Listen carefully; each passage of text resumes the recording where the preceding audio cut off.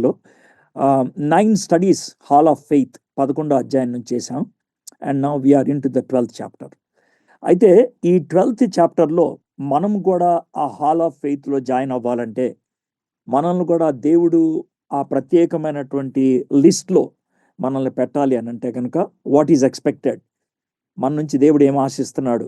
So what is the conclusion of giving all this doctrine, ఈ సిద్ధాంతం అంతా ఇవ్వటంలో ఉద్దేశం ఏంటి, తర్వాత ఈ టాప్ ఎగ్జాంపుల్స్ మన ముందు పెట్టడంలో ఉద్దేశం ఏంటి, అది మనకి 12th చాప్టర్లో కనబడుతుంది అనమాట. In fact 12th and 13th chapter is what is expected from us. దేవుడు మన నుంచి ఏమి ఆశిస్తున్నాడు, మన నుంచి ఎలాంటి జీవితం ఉండాలనుకుంటున్నాడు అనేది ఈ 12-13 వచనాల్లో మనము చూడగలుగుతాం అన్నమాట.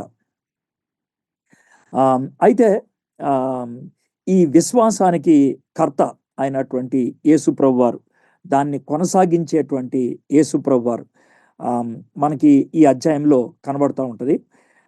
యేసు ప్రభువారు ఏ విధంగా మనల్ని ఒక ఉద్దేశపూరితమైనటువంటి జీవితంలోకి నడిపిస్తాడు, విశ్వాసంలోకి ఏ విధంగా ఎదిగేటట్లు చేస్తాడు, అది ఈ అధ్యాయంలో మనం నేర్చుకుంటూ ఉంటాం అన్నమాట.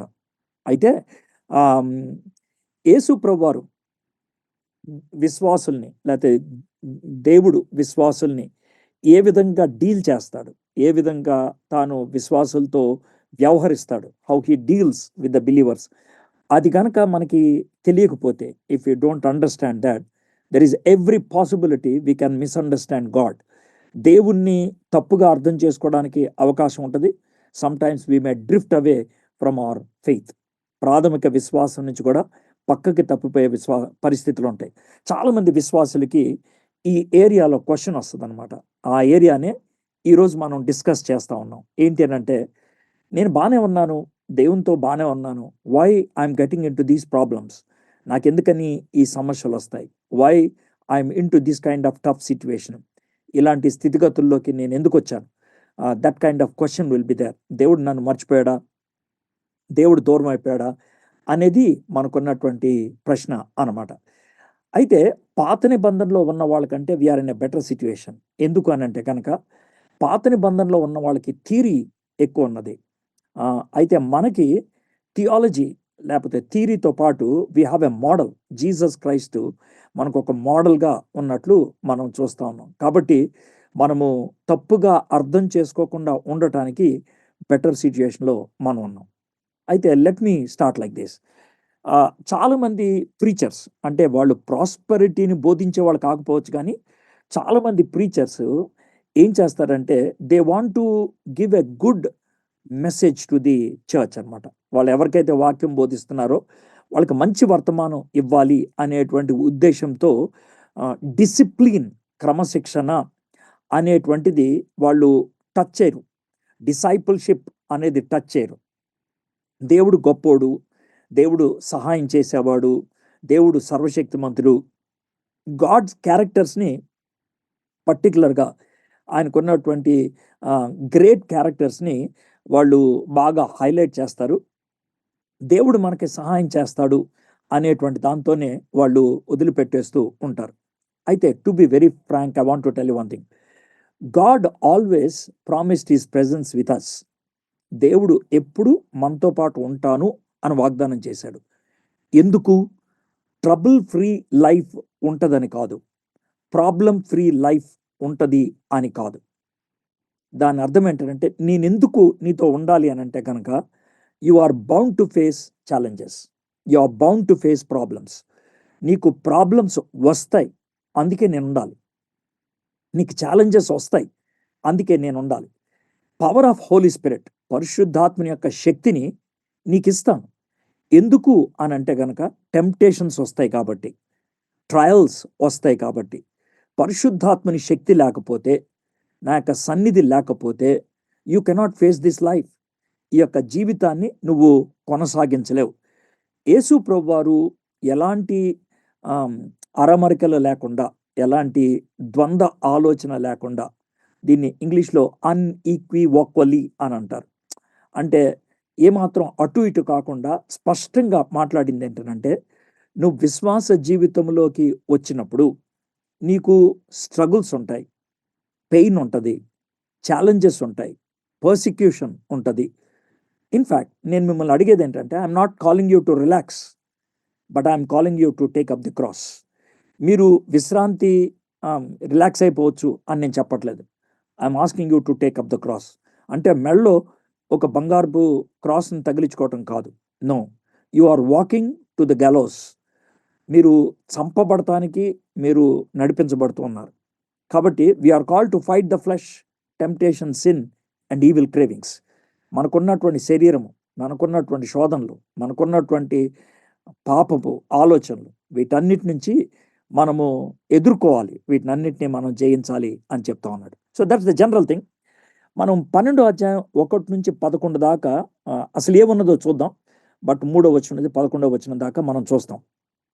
మొదట ఒక మెటాఫార్ ఉపయోగిస్తున్నాడు. అంటే మెటాఫార్ అంటే పరుగు పందెములో ఉండేటువంటి ఒక వ్యక్తిని తీసుకొచ్చి మన ముందు పెట్టి మన యొక్క విశ్వాస జీవితాన్ని ఒక రేస్, ఒక మెరాథన్ రేస్లో పెట్టడానికి ప్రయత్నం చేస్తూ ఉన్నాడు. ఎందుకని మెరాథన్ రేస్ని పెట్టాడు అని అంటే, మిగిలిన ఏ పరుగు పందాలైనా సరే గెలుపొందటం అంటే ఫస్ట్ రావటం, కానీ మెరాథన్లో గెలుపొందటం అంటే ఫస్ట్ రావటం కంటే ముగించటం. నువ్వు 42 కిలోమీటర్లు ముగించాలి. You have to finish the race. నువ్వు ఆ పరుగు పందాన్ని ముగించాలి. సో ఆ ముగించాలంటే కనుక ఎండ్యూరెన్స్, ఓపిక అనేది నీకు ఉండాలి. So the metaphor of an athlete finishing his race with endurance, అది మనకి మొదట 2 వచనాల్లో మనకి కనబడతా ఉంటుంది. మొదటి 4 వచనాల్లో అని చెప్పచ్చు. అయితే 3-4 వచనాల్లో జీసస్ క్రైస్ట్ ఏ విధంగా ఆ రేస్ని ముగించాడో అది మనకు ఒక ఎగ్జాంపుల్గా చూపిస్తూ ఉన్నాడు. ముందు ఒక మెటాఫార్ ఉంది, తర్వాత ఒక మోడల్ ఉన్నది. Metaphor of an athlete, then the model in Jesus Christ. ఆ తర్వాత the metaphor of a child disciplined by the father. తండ్రి క్రమశిక్షణలో పెట్టినటువంటి ఒక బిడ్డ జీవితం గురించి మనకు చూపిస్తున్నాడు. మెయిన్గా డిసిప్లిన్, క్రమశిక్షణలో పెట్టడం, చాస్టైజ్మెంట్ అంటారు ఇంగ్లీష్లో, అది చూపిస్తూ ఉన్నారు. అండ్ దాని నుంచి కంక్లూడ్ చేస్తూ ఏమంటాడంటే, ప్రతి విశ్వాసి దేవుని చేత ప్రేమించబడుతూ ఉంటాడు. దేవుని చేత ప్రేమించబడినప్పుడు, when you are loved by God, దేవుడు నిన్ను ప్రేమిస్తూ ఉన్నప్పుడు హీ విల్ చాస్టైజ్ యూ, నిన్ను ఆయన క్రమశిక్షణలో పెడతాడు. అది కంక్లూజన్గా ఆయన ఇవ్వటం అనేది జరిగిందన్నమాట. ఓకే, లాస్ట్ వీక్లో మనం చూసింది క్విక్గా చెప్పాలంటే మొదటి 2 వచనాలు, ఇంత గొప్ప సాక్ష్య సమూహము మేఘము వలె మనల్ని ఆవరించి ఉన్నందున మనం ఎందుకు రేసులో ఉన్నాము అని అంటే, మన ముందు చాలామంది పరిగెత్తుకుంటే వెళ్ళిపోయారు, వాళ్ళంతా మనల్ని ప్రోత్సహిస్తున్నారు. కాబట్టి మనం పరుగు పందెంలో మనం ముందుకెళ్తాం. మన ఎదుట ఉంచబడిన పందెంలో ఓపికతో పరిగెత్తుదాం. అంటే ప్రతి విశ్వాసి, మారు మనసు పొందిన ప్రతి విశ్వాసి కూడా ఈ పరుగు పందెంలోకి వస్తూ ఉంటారు. ఈ గొప్ప సాక్ష్య సమూహము ఎవరు? మనకంటే ముందు వెళ్ళిపోయినటువంటి విశ్వాస వీరులు. వాళ్ళు మనల్ని చీర్ చేస్తున్నారు, ఎంకరేజ్ చేస్తున్నారు, ఫినిష్ చేయమని అడుగుతున్నారు. మనము కూడా ప్రతి భారమును, సులువుగా చిక్కులు పెట్టు పాపమును విడిచిపెట్టి, సో ఈ పరుగు పందెంలో ముందులుగా వెళ్ళాలి అంటే కనుక మనకున్నటువంటి ఓవర్ వెయిట్ని తీసేయాలి. మన హృదయానికి, మన శరీరానికి బాగా హత్తుకుపోయేటువంటి ఆలోచనలు కానీ ఏదైనా ఉంటే కనుక అవి మనని అడ్డుగా వస్తూ ఉంటాయి, వాటిని తొలగించేయాలి. అవి బహుశా పాపం కాకపోవచ్చు, కానీ పవిత్ర జీవితంలోకి ముందుకెళ్ళటానికి అవి తీసేయటం అవసరం అన్నమాట. So that is the preparation. అయితే చివరిగా మనకు ప్రామిస్ ఇచ్చాడు, విశ్వాసమునకు కర్తయు దాన్ని కొనసాగించువాడినైన యేసు వైపు చూచు, ఆయన మోడల్. కాబట్టి మన ఎదుట ఉంచబడిన పందెములో ఓపికతో పరిగెత్తుదాం. అది మనకిచ్చినటువంటి రేస్. కాబట్టి ఆయన తన ఎదుట ఉంచబడిన ఆనందము కొరకై అవమానము నిర్లక్ష్య పెట్టి, యేసు ప్రభువారు వాటిని ఏమీ పట్టించుకోలేదు, సిలువను సహించి దేవుని సింహాసనం యొక్క కుడిపార్శ్వమున ఆసీనుడై ఉన్నాడు. He went there before us, అక్కడ ఆయన కూర్చున్నాడు. కాబట్టి మనకు కూడా అలాంటి మహిమకరమైనటువంటి సిద్ధపాటు ఆయన మనకి ప్రైజ్, బహుమానం ఆయన మనకి ఇస్తాడు. దానికోసం మనము ఓపికతో పరిగెత్తాలి. దీంట్లో ప్రాముఖ్యమైనది ఏంటంటే, గన్ ఫైర్ చేసేది యేసు ప్రభువారే, మనతో పాటు ప్రోత్సాహకరంగా పరిగెత్తుకుంటూ వచ్చేది యేసు ప్రభువారే, చివరికి ఫినిష్ లైన్లో ఉండేది కూడా యేసు ప్రభువారే. He gives us the grace to start, courage to run and strength to finish. Beautiful. ఆయన ఆరంభించడానికి కృపనిస్తాడు, కొనసాగించడానికి ఆయన ధైర్యాన్ని ఇస్తాడు, ముగించటానికి ఆయన శక్తిని మనకి అనుగ్రహిస్తాడు. పౌలు భక్తుడు ఆ విధంగా ముగించాడు కాబట్టి ఆయన చెప్తున్నాడు, ఇదిగో నేను పరుగు పందెం నా ముందు పెట్టింది నేను ముగించాను అనేసి. Well, that's past week. Now will come to today study. 3-4 వచనాలు. కన్సిడర్ హిమ్ అంటే ఎవరు ఇక్కడ? Jesus Christ, who endured from sinners such hostility against himself, so that you may not grow weary of or faint-hearted. In your struggle against sin, you have not yet resisted to the point of shedding your blood. మీరు అలసట పడకయు మీ ప్రాణములు విసుకయు ఉండినట్లు పాపాత్ములు తనకు వ్యతిరేకంగా చేసిన తిరస్కారము అంతయు ఓర్చుకొనిన ఆయనను తలంచుకొనిడి. మన పాపముతో మీరు పాపముతో పోరాడుటలో రక్తము కారునంతగా ఇంకా దాన్ని ఎదిరింపలేదు. యేసుక్రీస్తు ప్రభువారు ఈ భూమి మీద ఉన్నప్పుడు ఆయన 100% పాళ్ళు దేవుడు.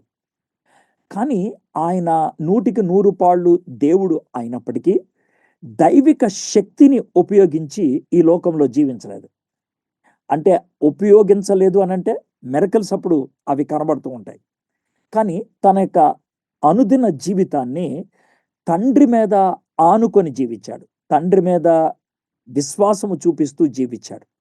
ఆ విధంగా జీవించడం బట్టి అర్థమైందా, మన ముందు ఒక మోడల్ని పెడుతున్నాడు. ఆయన మన ముందు ఒక మోడల్ని పెడుతున్నాడు. ఆయన తరచుగా తండ్రికి ప్రార్థన చేయటం అన్న దాంట్లో మనకేం కనబడుతుందంటే, తండ్రి మీద ఆయన డైలీ బేసిస్ అనుదినము ఆనుకోవటం అనేది మనకి చాలా స్పష్టంగా కనబడుతుంది. నేను ఏ విధంగా పరుగు పందెంలో ఉన్నానో, ఏ విధంగా పరుగు పందెంలో కొనసాగించానో, ముగించానో మీరు కూడా అలాగే చేయాలి. నేను దేవుణ్ణి, ఈ లోకంలోకి దేవుడిగా రాకపోయినట్లయితే మానవులకు రక్షణ లేదు. కానీ నేను ఈ లోకంలో మానవుడిగా జీవించాను.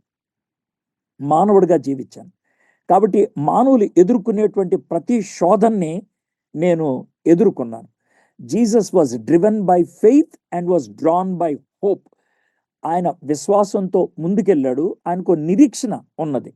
నా తండ్రి నాకు వాగ్దానం చేశాడు కాబట్టి ఆ హోప్ ఆయనకు ముందుకు వెళ్ళటం అనేది సాధ్యమైంది. Faith was his fuel. విశ్వాసము ఆయనకి ఆయిల్ లాంటిది, పెట్రోల్ లాంటిది. తర్వాత హోప్ అనేది ఆయనకి స్టామినా, శక్తినిచ్చింది ఫినిష్ చేయడానికి. సో అది మనకు కనబడుతుంది. అయితే 3-4 వచనాలని మనం చూసినట్లయితే కొంతమంది పండితులు ఏమంటారంటే, మీరు అలసట పడకయు మీ ప్రాణములు విసుకకయు ఉండినట్లు పాపాత్ములు తమకు వ్యతిరేకంగా చేసిన తిరస్కారమంతయు ఓర్చుకొనిన ఆయనను తలంచుకొనిడి. యేసు ప్రభుని ఒక బాక్సింగ్ రింగ్ లో పెట్టడానికి ప్రయత్నం చేస్తా ఉన్నాడు. బాక్సింగ్ రింగ్ ఎందుకంటే అక్కడ ఉపయోగించినటువంటి పదాలు హాస్టిలిటీ, వ్యతిరేకత, స్ట్రగుల్, పోరాటం, రెసిస్ట్, అంతం వరకు కూడా తట్టుకున్నాడు. అర్థం ఇవన్నీ కూడా బాక్సింగ్ రింగ్లో లేకపోతే దాని అంటారు రెజ్లింగ్ రింగ్లో ఉపయోగించేటువంటి పదాలు అన్నమాట. ఇందులో శోధనతో, పాపంతో పెనుగులాడటం, పోరాడటం అనేది మనకు కనబడతా ఉంది. యేసు ప్రభు వారు ఈ ఎరీనాలో ఉన్నప్పుడు ఆయన శోధనలతో, పాపంతో ఎంతగా పోరాడాడంటే రక్తము చిందించినంతగా. ఇక్కడ ఉపయోగించినటువంటి పదం అనమాట. మీరు పాపంతో పోరాడుటలో రక్తము కారునంతగా ఇంకా దాన్ని ఎదిరించలేదు. ఎందుకనంటే జీసస్ క్రైస్ట్ డిడ్ దాట్. అంటే యేసుక్రీస్తు ప్రభువారు శిలువ మీద రక్తం కార్చారు అదా అని అంటారేమో. దానికంటే ముందు ఆయన రక్తము కార్చింది ఎక్కడంటే గార్డెన్లో, గెత్సెమనే తోటలో శోధనను జయించాడు. తండ్రి చిత్తానికి తన చిత్తానికి ఒక విధమైనటువంటి చిన్న కాన్ఫ్లిక్ట్ వస్తే ఆ కాన్ఫ్లిక్ట్లో తండ్రి చిత్తానికి తన్ను తాను అప్పగించుకోవడానికి ఆయన శోధన ఎంతగా ఎదురించాల్సి వచ్చిందంటే రక్తము చెమట రక్తముగా కారేటంతగా అది జరిగింది అన్నమాట. అయితే ఇప్పుడు మనము ఇది యేసు ప్రభుని ఒక్కళ్ళనే కాదు, మనం 11వ అధ్యాయంలో చూసినట్లయితే విశ్వాస వీరుల ఆ యొక్క లిస్ట్లో పట్టిలో చూసినట్లయితే కొంతమందిని వెక్కిరించారు, కొంతమంది కొరడాతో కొట్టారు, కొంతమంది గొలుసుల్ని వేశారు, కొంతమందికి చెరలో పెట్టారు, కొంతమందిని రాళ్లతో కొట్టారు, కొంతమందిని రంపంతో 2గా కోసేశారు, కొంతమందిని చంపేశారు, కొంతమంది కొరడాతో దాని అంటారు శిరశ్ఛేదనం చేయటం జరిగింది. ఇవన్నీ కూడా చెడ్డ మనుషులు చేసినటువంటి విషయాలు. వీళ్ళందరూ కూడా ఇలాంటి పరిస్థితుల్లో కూడా వాళ్ళు దేవుణ్ణి కాదనకుండా పట్టుకొని ఉన్నట్లు మనం చాలా స్పష్టంగా చూస్తూ ఉన్నాం. అయితే ఎందుకని ఈవిల్ పీపుల్ అట్లా చేస్తారు? 3వ వచనంలో ఆ మాట ఎందుకు ఉపయోగించారంటే, మనం నీతియుక్తమైనటువంటి జీవితాన్ని జీవిస్తున్నప్పుడు ఆ వెలుగు మనుషుల్లో ఉన్నటువంటి పాపాన్ని బయట పెడతా ఉంటది. ఎలా అంటే, ఓ 10 మంది లంచం తీసుకునే వాళ్ళున్న ఆఫీస్‌లోకి లంచం తీసుకోనటువంటి వ్యక్తి వస్తే కనుక టెన్షన్ పడేది ఈ 10 మంది. ఈ 10 మంది చేయదలుచుకున్న పనేంటంటే, 10 మంది కూడా ఒక గుంపు అయిపోయి, ఒక సిండికేట్ అయిపోయి, ఈ లంచం తీసుకోకుండా ఉండే వ్యక్తి మీద ఏదో విధంగా నేరారోపణ చేసి వాడిని బయటికి పంపించేయాలనుకోవటం. అది మనకి బైబిల్‌లో సెవరల్ ఎగ్జాంపుల్స్ కనబడతాయి. దానియేలు దగ్గర ఆ విధంగా కనబడతది. షడ్రక్, మెషక్, అబేద్నెగో దగ్గర ఆ విధంగా కనబడతది.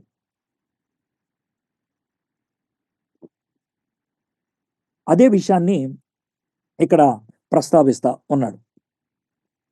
యేసుక్రీస్తు ప్రభువారు ఈ ఈ విధమైనటువంటి శ్రమలు, శోధనలు వచ్చినప్పుడు ఓపిక చూపించడంలో ది అల్టిమేట్ ఎగ్జాంపుల్. ఆయన తర్వాతే ఎవరైనా సరే. అయితే యేసుక్రీస్తు ప్రభువారు పాపము ఎప్పుడు చేయలేదు. ఆయనలో పాపము లేదు.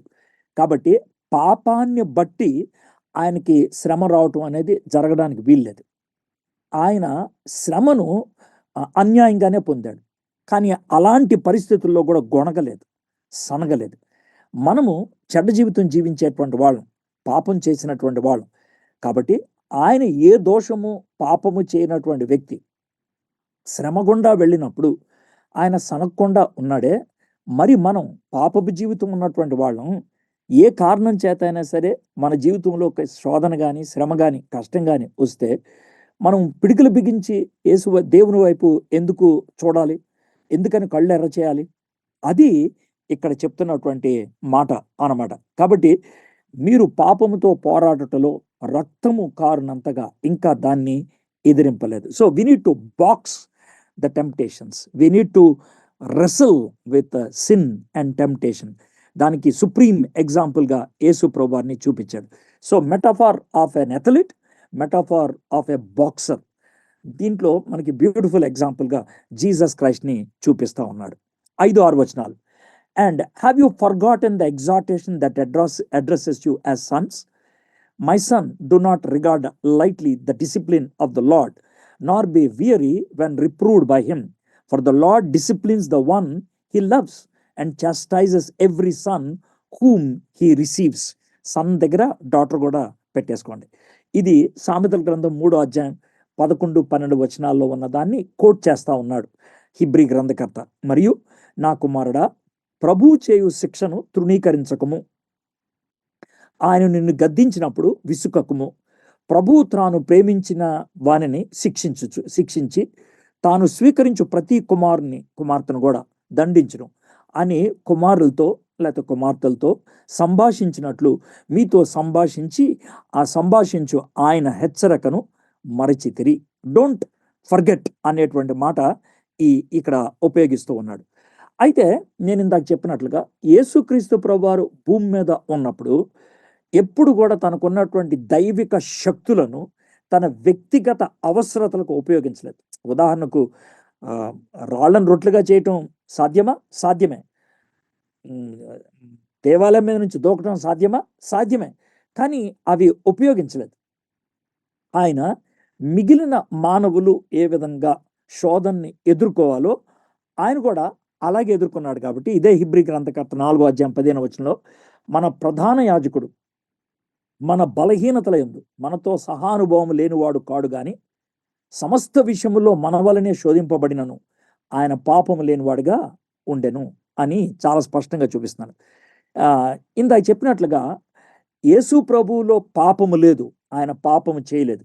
డిసిప్లిన్ జాగ్రత్తగా ఉంది. 5వ వచనం నుంచి క్రమశిక్షణకు వచ్చింది కదా, 4వ వచనం దాకా మనకి యేసు ప్రభు ఎగ్జాంపుల్ ఉపయోగించాం కదా. ఆ ఎగ్జాంపుల్ ఇక్కడికి తీసుకొచ్చేది. ఎందుకు తీసుకొచ్చేయద్దు అని అంటున్నానంటే ఇక్కడ అది వర్తించదు. ఎందుకు అంటే ఎండ్యూరెన్స్ వరకు జీసస్ క్రైస్ట్ని ఉపయోగించాలి. ఎండ్యూరెన్స్, ఓపిక, తట్టుకోవటం, ఎదుర్కోవటం, పోరాడటం, అక్కడ యేసు ప్రభువుని ఉపయోగించాలి. క్రమశిక్షణ దగ్గర యేసు ప్రభువుని ఉపయోగించకూడదు. ఆయన ఇక్కడ తీసుకొచ్చేయకూడదు. ఎందుకు తీసుకురాకూడదు అనంటే, యేసు ప్రభు వారిని తండ్రి ఎప్పుడు కూడా క్రమశిక్షణ చెయ్యలేదు. చెయ్యాల్సిన అవసరత లేదు. ఎందుకంటే యేసు ప్రభు వారు ఎప్పుడు దారి తప్పిపోలేదు. ఆయన దారి తప్పిపోయే పరిస్థితి తన జీవితంలోకి రాలేదు. అది ఎప్పుడు ఒకవేళ ఆయన ఆ విధంగా వెళ్ళినట్లయితే ఆయన 100కి 100 పాళ్ళు లేకపోతే పరిపూర్ణంగా దేవుడు అవ్వడు. కాబట్టి యేసుక్రీస్తు ప్రభువారు 100కి 100 పాళ్ళు లేకపోతే పరిపూర్ణంగా దైవత్వం కలిగిన వాడైనప్పటికీ పరిపూర్ణ మానవత్వపు లక్షణాలతో శోధనల్ని, శ్రమల్ని జయిస్తూ తండ్రికి వాలంటరీగా, అంటే తాను ఇష్టపూరితంగా తాను తండ్రికి అప్పగించుకున్నాడు. అయితే ఆయన విధంగా అప్పగించుకున్నాడు కాబట్టి ఆయన వచ్చినటువంటి శ్రమలు ఏవైతే ఉన్నాయో అవి ఆయనకి రాకూడదు. కానీ ఆ శ్రమల గుండా వెళ్ళాడు ఆయన. ఆయన శ్రమల గుండా వెళ్ళటం బట్టి ఆయన అనుభవించాడు. మనం ఎలాంటి కష్టాల గుండా వెళ్తున్నామో ఆయన అనుభవించాడు. ఆ అనుభవించి ఇప్పుడు మనము శ్రమల గుండా వెళ్తున్నప్పుడు మనతో మాట్లాడగలుగుతున్నాడు. He was able to speak to us. ఆయన మనతో మాట్లాడగలుగుతున్నాడు. అయితే యేసు ప్రభు వారు పర్ఫెక్ట్. ఆయనే బాధ గుండా, శ్రమ గుండా వెళ్ళాల్సి వచ్చినప్పుడు ఆయన తండ్రికి లోబడటం ద్వారా విశ్వాసంలో ఎదగటం, తర్వాత ఈ లోకములో ఎదగటం అన్న దానికి ఒక మాదిరిగా ఉన్నాడు. మన జీవితం ఇంకెంత చూపించాలి? ఎంత చూపించాలి చూడండి. సరే, ఇక్కడ నుంచి పాయింట్స్ నేర్చుకుందాం. If you are the child of God, నువ్వు దేవుని బిడ్డవైతే you must be chastised by God. నువ్వు దేవుని చేత క్రమశిక్షణ చేయబడాలి. ఒకవేళ అది జరగట్లేదంటే you are not child of God. ఇక్కడ షిఫ్ట్ ఏంటంటే చైల్డ్ డిసిప్లిన్ దగ్గరకు వచ్చింది అని మీకు ఇందాక చెప్పాను కదా. ఆ డిసిప్లిన్స్లో ఏమంటాడంటే, ప్రేమించే తండ్రి, భద్రతను చూపించేటువంటి తండ్రి క్రమశిక్షణలో పెట్టకుండా ఉండడు. క్రమశిక్షణ, చాస్టైజ్మెంట్ అన్న దాంట్లో టీచ్, బోధించడం ఉంటుంది. ఇన్స్ట్రక్ట్, వాళ్ళకి నేర్పించడం అనేది ఉంటుంది. కరెక్ట్, వాళ్ళని సరిచేయటం అనేది ఉంటుంది. పనిష్, వాళ్ళని కొన్నిసార్లు నొప్పి గుండా వెళ్ళే పరిస్థితి ఉంటుంది. అయితే ఇవన్నీ కూడా దేవుడు ఉపయోగిస్తాడు. అవి కష్టతరంగా ఉండొచ్చు, ఇబ్బందికరంగా ఉండొచ్చు. 7వ వచనం 10వ చివరి భాగంలో, for what son is there whom his father does not discipline. తండ్రి శిక్షింపని కుమారుడు ఎవడు? ఒక కుమారుణ్ణి తండ్రి గనక క్రమశిక్షణలో పెట్టకపోతే ఆ కుమారుడు నిరుపయోగం అవుతాడు, పనికి మాలినవాడు అవుతాడు. కుమార్తె లేకపోతే కుమారుడు వారు సమాజంలో వాళ్ళకున్నటువంటి సామర్థ్యాన్ని దుర్వినియోగం చేసేవాళ్ళు అవుతారు. వాళ్ళ యొక్క సామర్థ్యాన్ని పరిపూర్ణంగా ఉపయోగించరు. ఎందుకనంటే క్రమశిక్షణలో పెట్టలేదు కాబట్టి. సో డిసిప్లిన్, చాస్టైజ్మెంట్ అనేది ఏంటి అనంటే లోన దాగి ఉన్నటువంటి ఆ శక్తిని బయటికి తీసుకురావటం. లోన దాగి ఉన్నటువంటి శక్తిని. అది ఎలా ఉంటుందంటే, ఇప్పుడు మనం ఒక మైక్ పనిచేస్తుందో లేదా అంటానికి పైన కొట్టామనుకోండి, బుమ్ అని సౌండ్ వస్తుంది. ఆ ఒత్తిడిని పెట్టినప్పుడు బయటికి వచ్చేది దాంట్లో ఉన్నటువంటి సామర్థ్యత. That is the capacity it has. దానికి ఉన్నటువంటి కెపాసిటీ అది. ఇందాక చెప్పినట్లుగా ఈ ఈ ఈ భాగంలో ఇది 5-6 వచనాల్లో సామెతలు 3:11, 12 వచనాన్ని ఎగ్జార్ట్ చేస్తా ఉన్నాడు. This is return to the Sons and daughters of the heavenly father. పరలోకపు తండ్రి యొక్క కుమారులకు, కుమార్తెలకు రాస్తున్నాడు. అంటే దీని అర్థం ఏంటంటే ఇది ఖచ్చితంగా ఫ్యామిలీ కాన్సెప్ట్. మారు మనసు పొంది దేవుని కుటుంబంలో చేరిన వారికి ఈ మాటలు రాస్తా ఉన్నాడు. It is for discipline that you have to endure. God is treating you as sons and daughters. For what son or daughter is there whom his or her father does not discipline? నేను కావాలని డాటర్ని కూడా add చేస్తున్నాను. Please try to understand. If you are left without discipline in which all have participated, then you are illegitimate children and not sons. నన్ను క్షమించాలి, ఇక్కడ పదం కొన్ని ట్రాన్స్లేషన్స్లో ఉపయోగించారు. ఏమనంటే ఇల్లెజిటిమేట్ చిల్డ్రన్ దగ్గర బాస్టర్డ్స్ అనేటువంటి పదం ఉపయోగించారు. అదో బూతు మాట, కానీ ఆ పదాన్ని అక్కడ ఉపయోగించారు. ఎందుకనంటే ఇది చాలా శక్తివంతమైనటువంటి విషయం. అందుకనేసి శిక్షాఫలము పొందుటకై మీరు సహించుచున్నారు. దేవుడు కుమారులను గాను కుమార్తెలను గాను మిమ్మల్ని చూచుచున్నాడు. తండ్రి శిక్షింపని కుమారుడెవడు, కుమార్తె ఎవరు? కుమారులు అయిన వారందరూ శిక్షలో పాలు పొందుచున్నారు. మీరు పొందని ఎడల దుర్బీజులే గాని కుమారులు లేకపోతే కుమార్తెలు కారు. సో ఇక్కడ మనకి ద మోటివ్, అంటే ఏ ఉద్దేశముతో దేవుడు క్రమశిక్షణలో పెట్టడానికి ప్రయత్నం చేస్తున్నాడో మనం చూస్తున్నాం. ఈ మోటివ్లో first of all paternal reason, అంటే తల్లిదండ్రులు ఉపయోగించేటువంటి కారణం ఏంటి అని అంటే కనుక it is a surety of sonship or daughtership. దేవుని యొక్క కుమారుడు కుమార్తె అంటానికి ఇది రుజువు. Please try to understand. మీలో కొంతమందికి నేను మారుమనసు పొందిన వ్యక్తిని అని అంటాను, రుజువు ఏంటి అని అడిగారు అనుకోండి, నేను డీప్ రూటెడ్ మీనింగ్ ఇవ్వాలంటే if you are a child of God, నువ్వు దేవుని బిడ్డవైతే కనుక you will be chastise by God. దేవుడు నిన్ను క్రమశిక్షణ చేస్తాడు. If you are a child of God you will be chastise by God. ఎందుకంటే హ్యూమన్లీ స్పీకింగ్, మనం పక్కింటి వాళ్ళ అబ్బాయిని లేదా పక్కింటి వాళ్ళ అమ్మాయిని చాస్టైజ్ చేయడానికి వస్తే వాళ్ళు కేసు పెడతారు మన మీద, లేకపోతే వాళ్ళు వచ్చి దెబ్బలాడతారు. కానీ మన కొడుకుని మన కూతుర్ని మనం కరెక్ట్ చేస్తున్నప్పుడు ఎవరు మనల్ని అడగరు. అదేవిధంగా దేవుడు సాతాను పిల్లల్ని చాస్టైజ్ చేయడు, ఆయన చేయడు. తన కుమారుడు కుమార్తెను చాస్టైజ్ చేస్తారు. కాబట్టి ఇది మీరు చాలా స్పష్టంగా అర్థం. Chastisement is the proof and confirms our relation with the father. ఆ విషయం గుర్తుపెట్టుకోండి. CS Lewis the problem of pain అనే బుక్లో ఈ మాట రాస్తాడు. Love in its own nature demands the perfecting of the beloved. ప్రేమ అనేది ఏమని కోరుకుంటుంది? నువ్వు ఎవరిని ప్రేమిస్తున్నారో వాళ్ళు పర్ఫెక్ట్ అవ్వాలని నువ్వు ఇష్టపడతా ఉంటావు, పర్ఫెక్ట్ అవ్వాలని. దేవుడు మనల్ని ప్రేమిస్తున్నాడు కాబట్టి మనల్ని బాగు చేయడానికి, మనల్ని సరి చేయడానికి, మనల్ని తప్పుదిద్దటానికి ఖచ్చితంగా ఆయన క్రమశిక్షణ చేస్తూ ఉంటాడు. కాబట్టి ఆ పద్ధతిని కనుక మనం గుర్తించకపోతే ప్రస్తుత ఆధునిక సైకాలజిస్ట్ లాగా మనం మాట్లాడుతూ ఉంటాం. సైకాలజిస్టులు ఎలా అంటారంటే నో, మనం అంత ఒత్తిళ్ళు పెట్టకూడదు, పెడితే కనుక పిల్లవాని లేకపోతే పిల్ల యొక్క న్యాచురల్ బిహేవియర్, సహజబద్ధమైనటువంటి ఆ గుణ లక్షణాలని ట్యాంపర్ చేసిన వాళ్ళం అవుతాం. సో ఫ్రీగా బతకనియాలి. దీంతో మనకేమర్థం అవుతుందంటే మనుషుల్ని కుక్కలతో సమానంగా చూస్తున్నారు.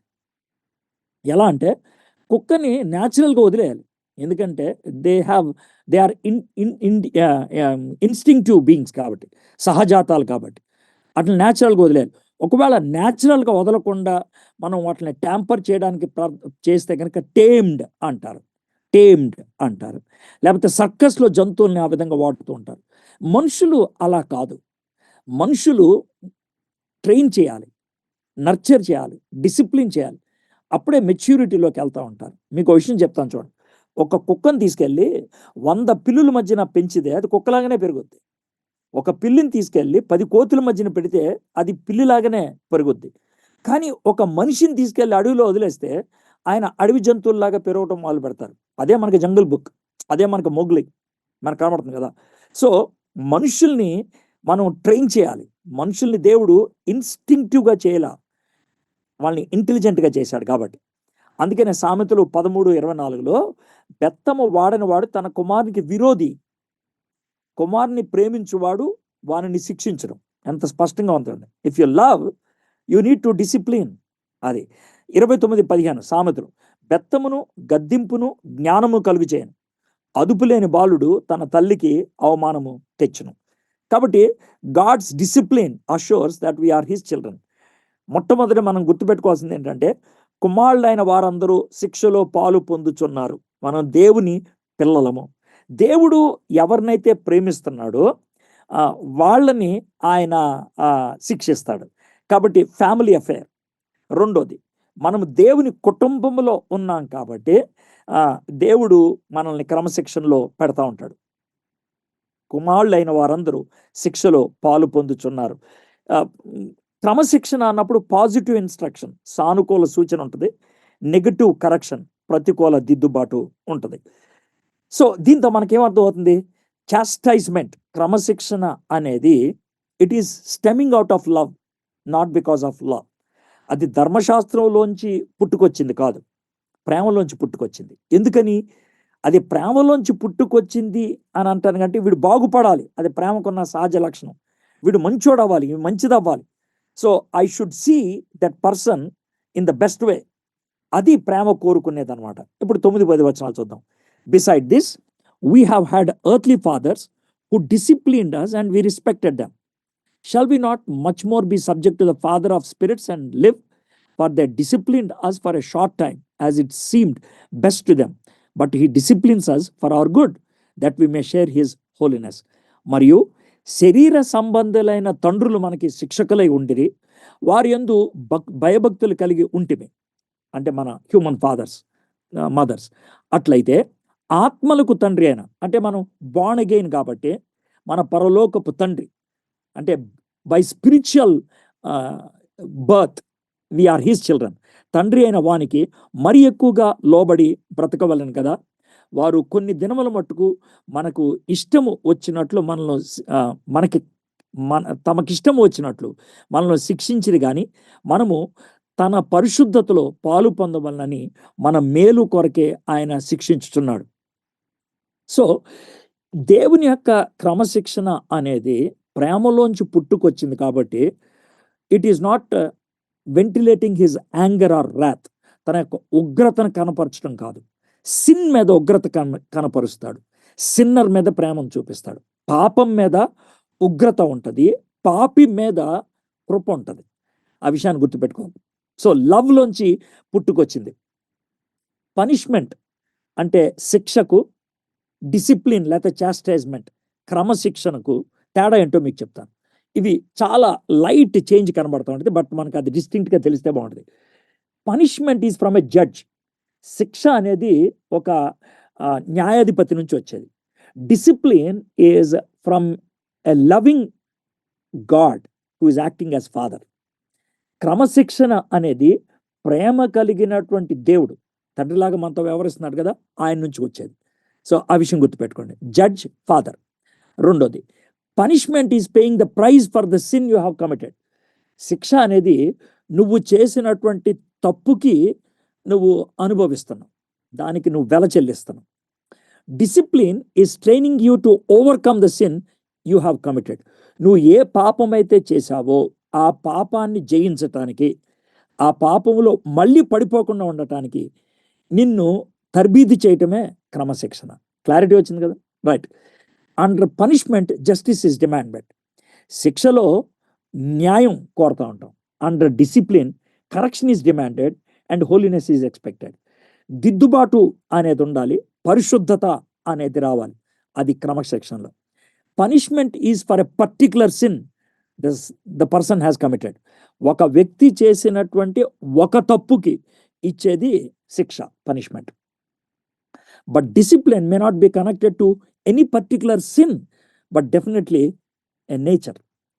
క్రమశిక్షణ అనేది ఒక ఖచ్చితమైన, నేను ఏం తప్పు చేశాను కనుక ఇది వచ్చింది నాకు. నువ్వు ఏ తప్పు చేయలా, తప్పు చేయకుండా ఉండటానికి ఇది వచ్చింది. నువ్వు ఏ తప్పు చేయలా, యాక్షన్లోకి రాలా, కానీ చేయడానికి అవకాశం ఉంది, ఎందుకంటే నీకు ఆ బుద్ధి ఉంది కాబట్టి. అందుకనే డిసిప్లిన్ అనేది. సో కాబట్టి పనిష్మెంట్ అనేది తప్పుని శిక్షిస్తుంది, డిసిప్లిన్ అనేది గ్రోత్ని తీసుకొస్తుంది, మెచ్యూరిటీని తీసుకొస్తుంది, పరిపక్వతలోకి, ఎదుగుదలలోకి తీసుకొస్తుంది. సో నేను ఈ రెంటికి ఈ డిఫరెన్స్ మీ ముందు ఈ స్పష్టంగా చూపించడానికి ఇష్టపడుతున్నాను. కానీ చాలామంది పనిష్మెంట్ని, డిసిప్లిన్ని కన్ఫ్యూజ్ అయిపోయి పనిష్మెంట్కి సంబంధించిన ప్రశ్నలు డిసిప్లిన్ దగ్గర తీసుకొచ్చి పెడతా ఉంటారు, క్రమశిక్షణ దగ్గర. అందుకనే ఆ క్లారిటీ ఇస్తాను. సిఎస్ లూయిస్ ఏమంటాడంటే, the real problem is not why some pious, humble, believing people suffer, but why some do not. యథార్థమైన, పవిత్రమైన, విశ్వాసము కలిగిన, తగ్గింపు స్వభావం కలిగినటువంటి విశ్వాసులు ఎందుకు శ్రమ గుండా వెళ్తారు అన్నది ప్రశ్న కాదు. కొంతమంది ఎందుకు వెళ్ళట్లేదు అనేది ప్రశ్న అంటాడు. ఎందుకనంటే you are bound to face that. So కాబట్టి God's discipline assures us that we are his children. మనం దేవుని పిల్లలము అని అనటానికి ఈ క్రమశిక్షణ అనేది ఒక రుజువు. రెండోది, God discipline deepens and enhances our spiritual life. మన ఆత్మీయ ఎదుగుదలకు ఈ క్రమశిక్షణ దోహదపడుతుంది. తన పరిశుద్ధతలో పాలు పొందవలనని, తన పరిశుద్ధతలో పాలు పొందవలనని. Pain and suffering coupled with faithful obedience will perfect us. శ్రమ, నొప్పి, ఈ రెంటికి గనక విధేయతతో లోబడటం అనేది ఉన్నట్లయితే మన జీవితంలో బాగుపడతాం, మనం జీవితంలో ఎదగలుగుతూ ఉంటాం. అది భవిష్యత్తులో వచ్చేటువంటి కఠిన పరిస్థితుల్ని ఎదుర్కోవడానికి మనల్ని శక్తివంతులుగా చేస్తుంది. అంతేకాదు సమాధానం, సంతోషం అనేది మనకి అనుగ్రహిస్తుంది. మూడోది అష్యూరెన్స్ ఇస్తుంది. రెండోది డీపెన్ చేస్తుంది. అంటే మూడోది God's discipline continues for our benefit. మన యొక్క ఉపయోగానికి, మన యొక్క లాభానికి అది కొనసాగుతూ ఉంటుంది. మన మేలు కొరకే ఆయన శిక్షించుచున్నాడు, మన మేలు కొరకే ఆయన శిక్షించుచున్నాడు. అయితే మీకు ఒక చిన్న మాట చెప్పాలి. చాస్టైజ్మెంట్స్ అంటే క్రమశిక్షణలో పెట్టడం అనేది 4 రకాలుగా ఉంటుంది, 4 టైప్స్. మీకు ఇదివరకు చెప్పాను, but let me repeat it. మొదటిది ఏంటంటే పనిష్మెంట్.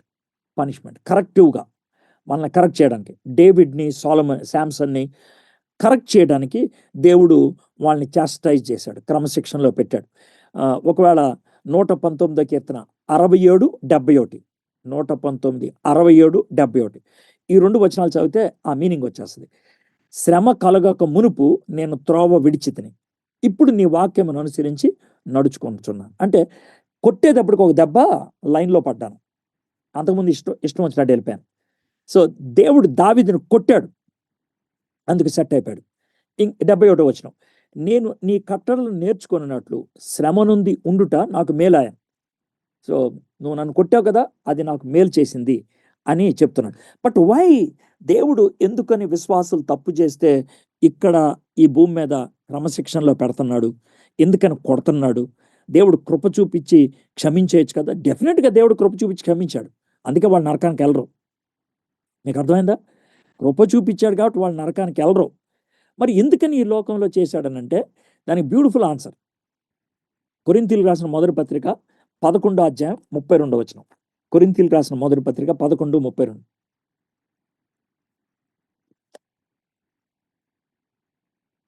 మనము తీర్పు పొందిన ఎడల లోకముతో పాటు మనకు శిక్షా విధి కలగకుండానట్లు ప్రభు చేత శిక్షింపబడుచున్నాం. ఎందుకనంటే మనకి నరకం లేదు, అక్కడ పనిష్మెంట్ లేదు మిగిలిన లోకస్తులతో కలిసి. అందుకని ఇక్కడే దాన్ని సెటిల్ చేస్తున్నాడు అనమాట. మీకు క్లియర్గా అర్థమైంది కదా. So it's a good thing. ఇక్కడే ఆయన మనల్ని కొట్టేస్తున్నాడు, ఎందుకనంటే అక్కడ మనం కొట్టడానికి అవకాశం ఇక లేదు కాబట్టి ఇక్కడ కొట్టేయటంతో మన జీవితాన్ని సరిచేస్తున్నాడు, అక్కడ శిక్ష నుంచి ఇంకా తప్పించేస్తున్నాడు. So this is number 1, this is a punishment. రెండోది ఏంటంటే ప్రొటెక్షన్ కోసం, ప్రివెంటివ్. దీనికి బెస్ట్ ఎగ్జాంపుల్ చెప్పాలంటే పౌలుకి ఓ ముళ్ళు ఉంది. సో పౌలు తన సాక్ష్యం చెప్తున్నాడు, అది చదివేస్తే సెల్ఫ్ ఎక్స్ప్లనేటరీ.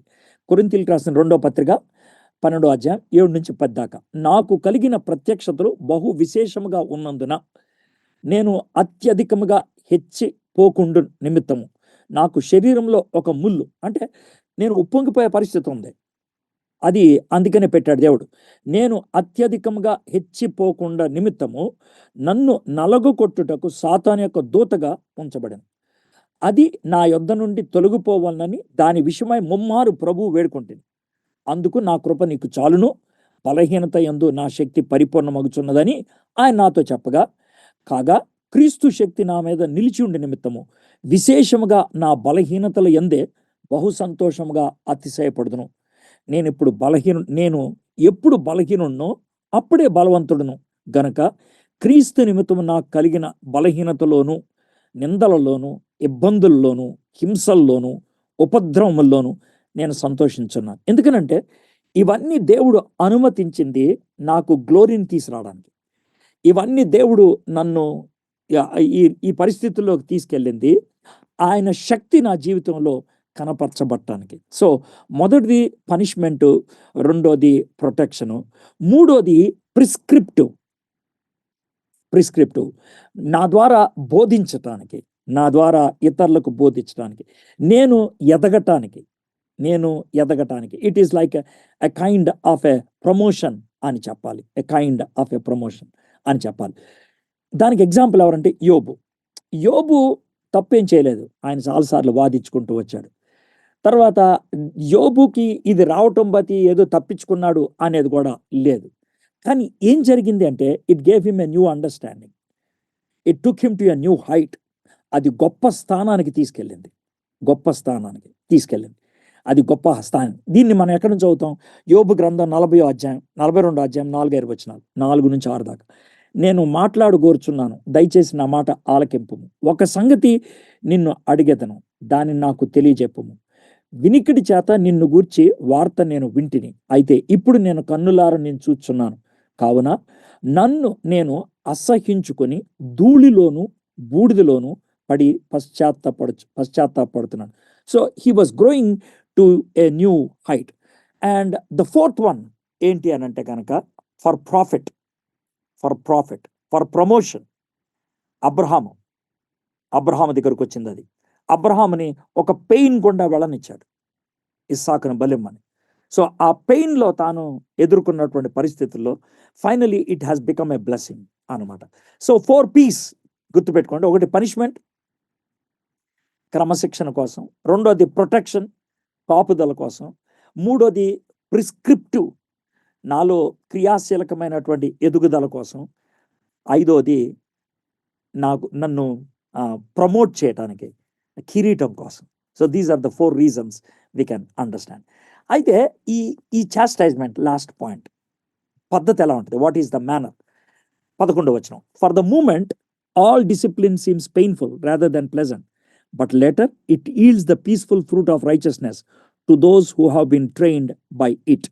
మరియు ప్రస్తుతమందు సమస్త శిక్షయు దుఃఖకరముగా కనబడినే కానీ సంతోషకరంగా కనబడదు. ఆయనను దాని యందు అభ్యాసము కలిగిన వారికి అది నీతియును సమాధానకరమైన ఫలమునిచ్చును. జేసి రాయల్ అనేటువంటి ఒక గొప్ప బైబిల్ టీచర్, థియోలాజియన్, ఆయన ఏమంటాడంటే ఒక మంచి statement, no spiritual gains without pains అని అంటాడు. చాలామంది టీషర్ట్ల మీద కూడా ఇది రాసుకోవటం మొదలు పెట్టాడు, no spiritual gains without pains అనేది. దీంతో నేను ఒక పవర్ఫుల్ స్టేట్మెంట్ చాస్టైజ్మెంట్ గురించి ఇవ్వదలుచుకున్నాను. ఏంటి అని అంటే, ఇప్పుడు చిన్నపిల్లలు ఒకవేళ నాకు చాక్లెట్ కావాలి అని అడిగారు అనుకో, వాళ్ళకి చాక్లెట్ ఇస్తే అన్నం తినరు అని అనుకున్నప్పుడు వాళ్ళు చాలా ఏడుస్తారు, కానీ తల్లిదండ్రులు ఏడవనిస్తారు. పిల్లలు ఏడుస్తుంటే తల్లిదండ్రులు హ్యాపీగా ఉండగలుగుతారా? ఉండలేరు. పిల్లల కంటే ఎక్కువ బాధపడుతూ ఉంటారు.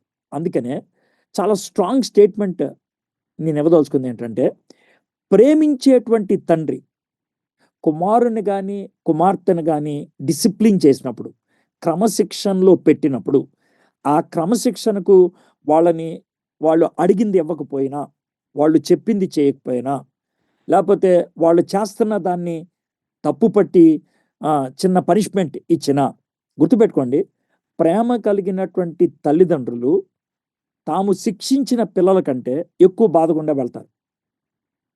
ఒకవేళ అలాంటి బాధ తల్లిదండ్రులకు లేదు అని అంటే వాళ్ళు క్రమశిక్షణలో పెట్టలేదు, వాళ్ళని కోపం చూపించారంతే, కోపం చూపించారు. అది పిల్లల్ని బాధపరిచేదిగా ఉంటుంది, పిల్లల్ని బాధ పెట్టేదిగా ఉంటుంది. అందుకనే పిల్లల్ని చాస్టైజ్ చేసినప్పుడు పిల్లలు హర్ట్ ఫీలింగ్స్లో ఉంటారు కదా, తల్లిదండ్రులు అలాంటి మూడ్ ఆఫ్లోనే కొనసాగుతూ ఉంటారు. That is a right communication. నేను నిన్ను క్రమశిక్షణలో పెట్టి నేనేం ఎంజాయ్ చేయట్లేదు, I'm also going through the pain. Yesu ప్రభు వారిని తండ్రి సిలువ మీద వదిలేసినప్పుడు ఆయన ఏం ఎంజాయ్ చేయట్లేదు, పరలోకంలో తల తిప్పేసుకున్నట్లు ఆయన ఏం ఎంజాయ్ చేయట్లేదు. నిన్ను నన్ను పరలోకంలో చేర్చుకోవడానికి కుమారుడు చెయ్యి వదిలేయాల్సి వచ్చింది. ఇట్స్ వెరీ పెయిన్ఫుల్, అది పెయిన్ఫుల్. ఈరోజు నిన్ను నన్ను క్రమశిక్షణ చేయడానికి మన జీవితంలో అనుమతించినటువంటి ప్రతి కష్టము, ప్రతి బాధ, అది ఆయనకు కూడా పెయిన్ కలిగిస్తుంది. చాలా హాస్పిటల్స్లో ఈ విషయాన్ని చూస్తాం. ఎలా అంటే, తల్లిదండ్రులు పిల్లల్ని హాస్పిటల్లో తీసుకొచ్చి డాక్టర్స్ అక్కడ ఒకవేళ వాళ్ళకి ఇంజెక్షన్ ఇస్తున్నా, కొంతమంది తల్లిదండ్రులు అక్కడే కొన్ని పరిస్థితుల్లో వాళ్ళకి కలిగిన గాయాన్ని తుడుస్తున్నప్పుడు పిల్లలు ఏడుస్తున్నా తల్లిదండ్రులు తట్టుకోలేక పడిపోయే వాళ్ళు ఉంటారు. ఎందుకంటే they are going through mere pain. That is love, అది ప్రేమ. అది లేకపోతే కనుక యు ఆర్ నాట్ లవింగ్. ప్రేమ అని అంటే పిల్లలు అడిగిందల్లా ఇచ్చేయటం కాదు, వాళ్ళు బాగుపడాలని వద్దని చెప్పి, ఆ వద్దని చెప్పినందుకు బాధపడటం. ఆ వద్దని చెప్పినప్పుడు వీళ్ళు కూడా ఆ శ్రమ గుండా వెళ్ళటం అనేది మనం చూస్తూ ఉంటాం. So it is definitely pain and suffering. Pain, నొప్పి, సఫరింగ్, బాధ, అది లేకుండా క్రమశిక్షణ అనేది ఉండడానికి వీల్లేదా? మల్కమ్ మగ్రిడ్జ్, ఆయన టాప్ జర్నలిస్ట్ వరల్డ్లో. ఇండియాలో కూడా కలకత్తా స్టేట్స్మెన్కి ఆయన ఎడిటర్గా పనిచేశాడు ఆయన. మల్కమ్ మగ్రిడ్జ్ ఏమంటాడంటే, సపోజింగ్ యూ ఎలిమినేటెడ్ సఫరింగ్, ఒకవేళ శ్రమ అన్నదాన్ని ఈ ప్రపంచంలో లేకుండా చేశాను అనుకో, what a dreadful place the world would be. ఈ ప్రపంచం ఎంత భయానకంగా ఉంటుందో ఆలోచించండి. I would almost rather eliminate happiness. సంతోషాన్ని నేను ఎలిమినేట్ చేయడానికి, తీసేయడానికి నాకేమీ బాధ లేదు. The world would be the most ghastly place, because everything that corrects the tendency of this unspeakable little creature, man to feel over important and over pleased with himself would disappear. ఎందుకనంటే శ్రమ అన్నదాన్ని తీసేస్తే, నొప్పి అన్నదాన్ని తీసేస్తే, బాధ అన్నదాన్ని తీసేస్తే, ఈ లోకంలో ఉన్నటువంటి మనిషి నేను చేసేదే కరెక్టు, నేను ఆలోచించేదే కరెక్టు, నాకు కావాల్సిందే కరెక్టు అనుకున్న దాన్ని కరెక్ట్ చేయడానికి అవకాశం ఉండదు. ఇక హీఈస్ బ్యాడ్ ఎనఫ్ నౌ. మనిషి చెడ్డోడు, but he would be absolutely intolerable if he never suffered. వాడికి శ్రమ అనేది లేకపోతే, నొప్పి అనేది లేకపోతే, బాధ అనేది లేకపోతే వాడిని ఇంకా తట్టుకోలేము అని అంటూ ఉంటారు. మీకు ఒక చిన్న ఎగ్జాంపుల్ చెప్తాను చూడండి. మీరు ఒకవేళ ఈ రాత్రి మీకు అవకాశం దొరికితే ఒకసారి లాస్ట్ 10 years లేకపోతే లాస్ట్ 1 year, అంత దాకెందుకు, లాస్ట్ 1 year, కొత్త సంవత్సరంలోకి వచ్చాక లాస్ట్ 1 year వైపు మీరు చూడండి. మీ లాస్ట్ 1 year వైపులో మీ లైఫ్లో ప్లీజింగ్, సంతోషకరమైన సన్నివేశాలు ఉంటాయి, పెయిన్ఫుల్ సన్నివేశాలు ఉంటాయి, బాధ కలిగించేటువంటి సన్నివేశం ఉంటుంది. అయితే గుర్తుపెట్టుకోండి, మీరు ఈ రెండిట్లో దేని నుంచి పాఠాలు నేర్చుకున్నారు? ఏది మీ జీవితం మీద ఎక్కువ ప్రభావితం చూపించింది? ప్లెజరా, పెయినా? ఆలోచించండి. సీరియస్గా చెప్పమంటారా? It's only pain. It's only pain. Pain and suffering in chastisement is gift of God to humanity. మానవాళికి దేవుడు ఇచ్చినటువంటి గొప్ప బహుమానం ఏంటనంటే, నొప్పి ద్వారా, బాధ ద్వారా క్రమశిక్షణలో పెడతాం. కాబట్టి ఫిజికల్ పెయిన్, భౌతికమైన నొప్పి, మెంటల్ ట్రామా, మనసులో ఒక విధమైనటువంటి అల్లకల్లోలం, ఇన్నర్ లోన్లీనెస్, ఒంటరితనం, ఫ్రస్ట్రేషన్, విసుగుపోవటం, టయర్డ్నెస్, నీరసం, ల్యాక్ ఆఫ్ జాబ్, ఉద్యోగం లేకపోవటం, unable to understand what is happening, ఏం జరుగుతుందో అర్థం తెలుసుకోలేకపోవడం, ఇవన్నీ కూడా దేవుడు ఉపయోగిస్తాడు. ఇవన్నీ కూడా దేవుడు ఉపయోగిస్తాడు. ఎందుకు? మనల్ని డెవలప్ చేయడానికి. All these can be used by God to develop us, but all these also can be used by devil to depress us. వీటినన్నిటిని సాతాను కూడా ఉపయోగించవచ్చు డిప్రెస్ చేయడానికి. సో ఈ 11వ వచనంలో నార్ బి 5వ వచనం, nor be weary when reproved by him, గద్దించినప్పుడు విసుకకుము. ఎందుకని ఈ మాట ఉపయోగిస్తున్నాడు? విసుగుపోయే పరిస్థితి ఉన్నది, ప్యారలైజ్ అయిపోయే పరిస్థితి ఉంది, ఆలోచనలు ఒక ఆనకట్టలాగా పడిపోయి ఆగిపోయేటట్లుంది. అయితే అలాగా జరిగినప్పుడు మనం నిరుత్సాహపడిపోతూ ఉంటాం. రెబ్యూక్ అని అన్నప్పుడు బేసిక్గా రెస్ట్రిక్షన్. ఈ రెస్ట్రిక్షన్ 2 రకాలుగా జరగవచ్చు. చిన్న పిల్లలకైతే వాళ్ళు క్యాండిల్ వెళ్తున్నారు అనుకోండి, ఆ క్యాండిల్ దగ్గరికి వెళ్తూ ఉంటే పట్టుకొని లాగాలి, వాడికి చెప్తే అర్థం కాదు. కానీ ఒక స్థాయికి వచ్చిన తర్వాత మనం పట్టుకొని లాగం, చెప్తాం. వాడు చెప్పిన తర్వాత కూడా వినకపోతే అది వాడి తప్పు. చిన్న పిల్లలకి చెప్పం, వాడికి ఆపుతాం. సో దేవుడు మనల్కి చెప్పుతాడు చాలాసార్లు, వినకపోతే కొన్నిసార్లు అడ్డులు తీసుకొస్తాడు. అది ఎక్స్ట్రీమ్ స్టేటస్లో ఆ విషయం గుర్తుపెట్టుకోవాలి. కానీ కొంతమందికి ఫిజికల్గా అడ్డు పెట్టడం, ఆయన లేపేస్తాడు. ఎందుకంటే చెప్పి వేస్ట్ అనుకొని. ఇప్పుడు మీకు ఇస్కరియోతు యోధా ఉన్నాడు కదా, చివరి క్షణం కూడా రొట్టె విరిచి, బాబు నువ్వేం చేయదలుచుకున్నా అది చేసుకో, ఆయన చెప్పాడంతే. He did not physically stop, పట్టుకొని ఇస్కరియోతు యోధా చేయకూడదా అని ఆపలేదు ఆయన.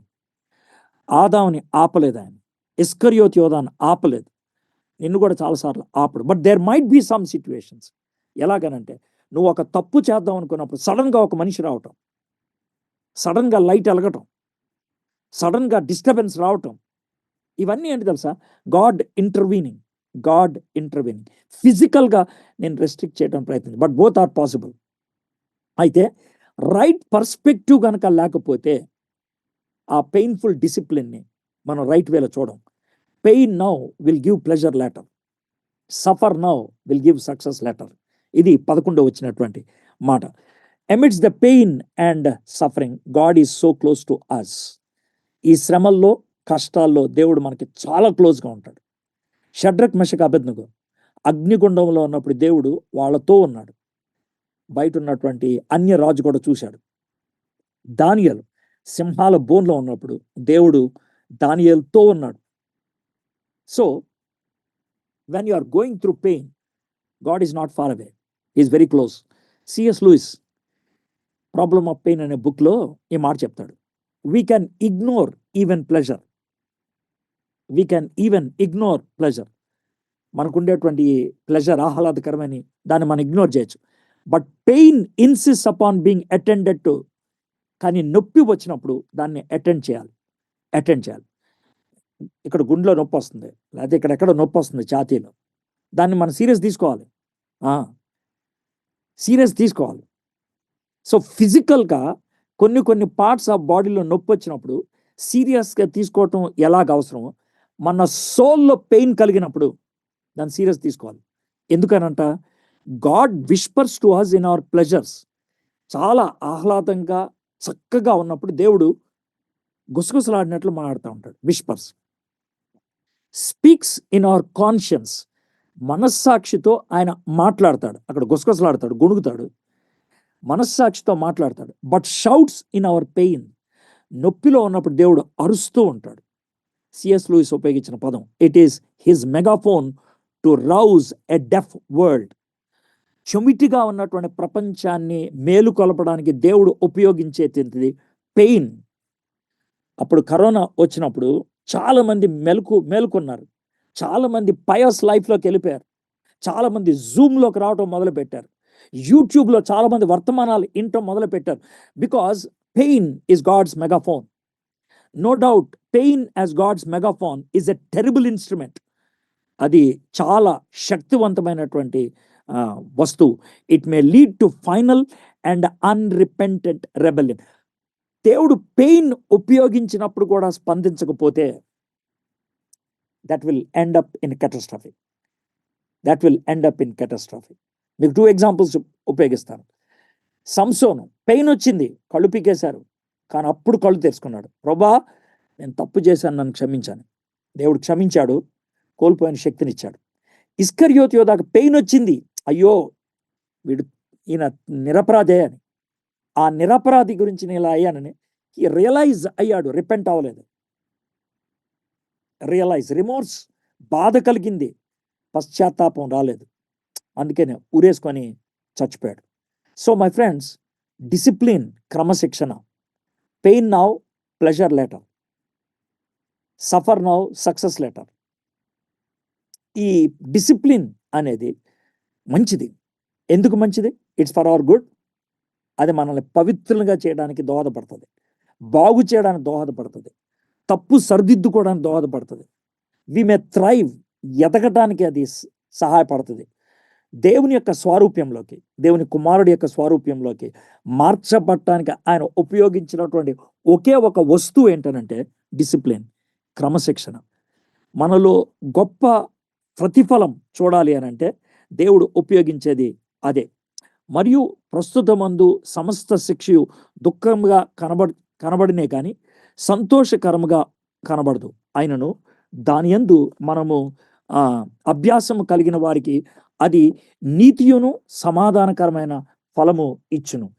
ఈ నీతియు సమాధానకరమైన ఫలము ఇచ్చును. So it gives fruit towards the end. So ఆ ఫ్రూట్లో the most beautiful one is this, నీతియు సమాధానం. That's what we are going to enjoy in heaven and even on this earth. So my friends, these are the questions I would like to ask. If you are a child of God, are you able to see that you have been chastised? దేవుడు నిన్ను క్రమశిక్షణలో పెడుతున్నట్లు నువ్వు చూడగలుగుతున్నావు. Are you able to see that chastisement? That's very important question. Number 2, that is coming out because of God's love towards you. దేవుడు నిన్ను ప్రేమిస్తున్నాడు కాబట్టి ఆ ప్రేమ నిన్ను కరెక్ట్ చేయాలని ఇష్టపడుతుంది కాబట్టి.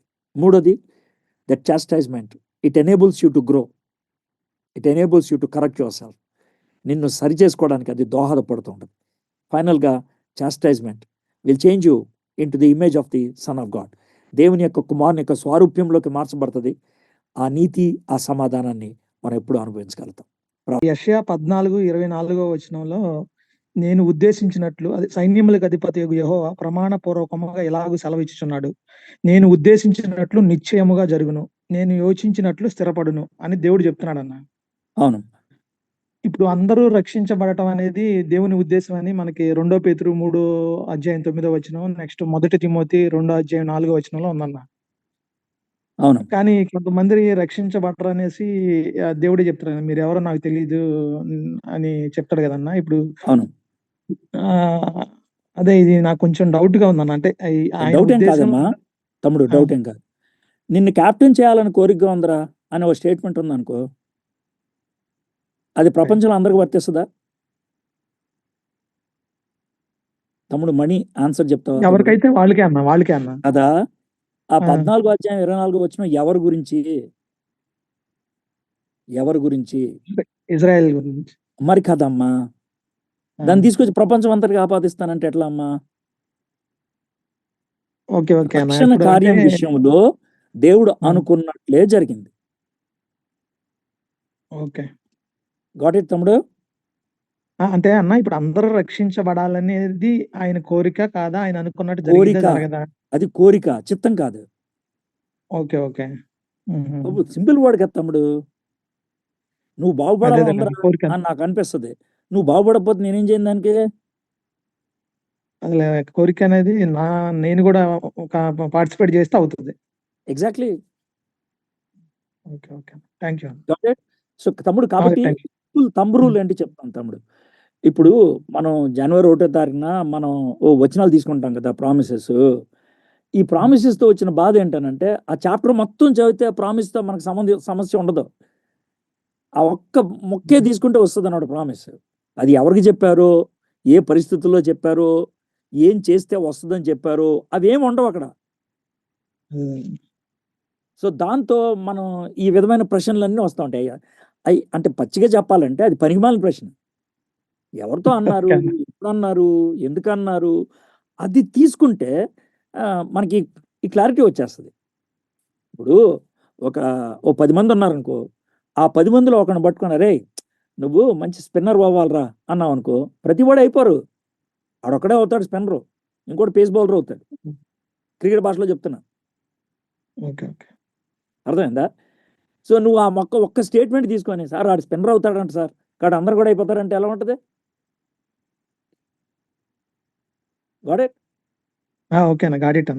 ఇంకోటి, ఇప్పుడు నీ మాట క్రికెట్ భాషలో చెప్పాలంటే, మీ 10 మంది బాగా ఆడండిరా, మ్యాచ్ విన్ అవుతాం. మ్యాచ్ అట్లాగానే వినాలి, అది దేవుడి కోరిక. మ్యాచ్ విన్ అవుతారు, అందులో 7గురు డక్అవుట్ అవ్వచ్చు మొన్నట్లాగా. మ్యాచ్ విన్ అయ్యారు లేదా తమ్ముడు? అది ప్రాజెక్ట్ సక్సెస్, కానీ కొంతమంది పేషెంట్లు పోయారు. అర్థమైందా నీకు?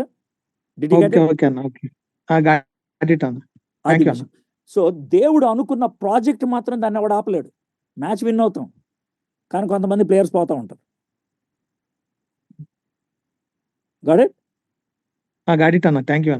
Welcome. Right brother, I have 1 question అని అడుగుతున్నారు ఎవరు. మీరు అడిగాను బ్రదర్, ఎవరో జూమ్ లో టెక్స్ట్ పెట్టారు. ఎవరు వినపడుతుంది?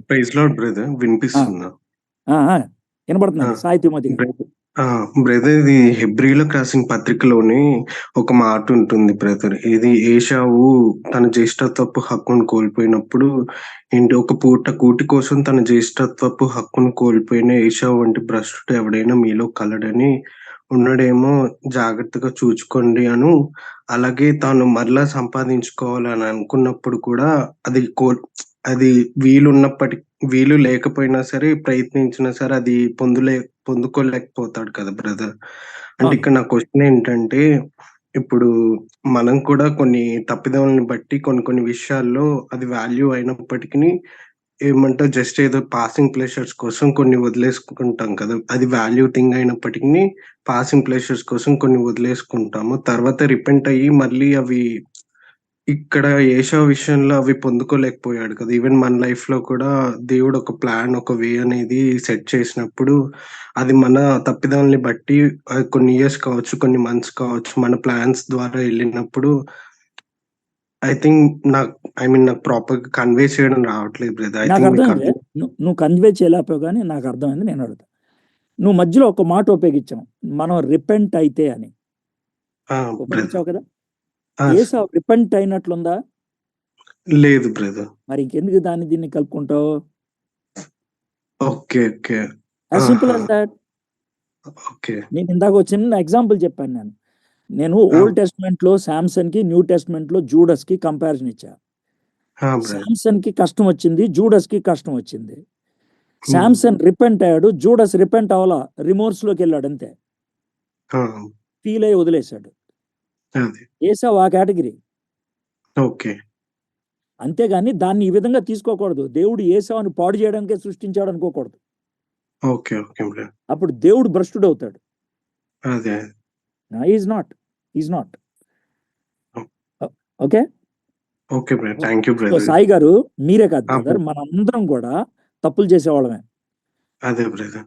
అయితే తప్పులు చేసినప్పుడు మీకు ఇందాక ఒక మాట చెప్పాను. మరి మెసేజ్ అంతా విన్నారో లేదో నాకు తెలీదు గానీ, ఏమన్నానంటే విశ్వాసి తప్పు చేస్తే దేవుడు 2 చేస్తాడు. ఒకటేంటంటే వెంటనే విశ్వాసి జీవితంలో పూనుకుంటాడని ఇంటర్వీన్స్ అండ్ హి ఆ! చాస్టైజెస్. కరెక్ట్ చేస్తాడు.